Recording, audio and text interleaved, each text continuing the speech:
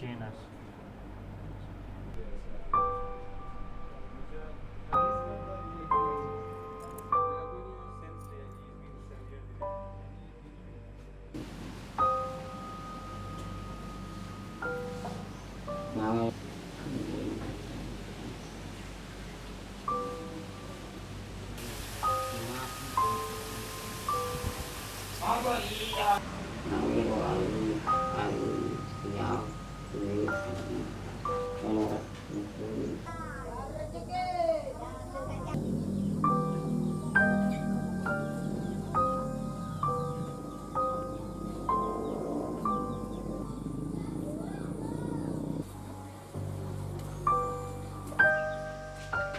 There is no psychiatrist to help them, and also distance is a problem.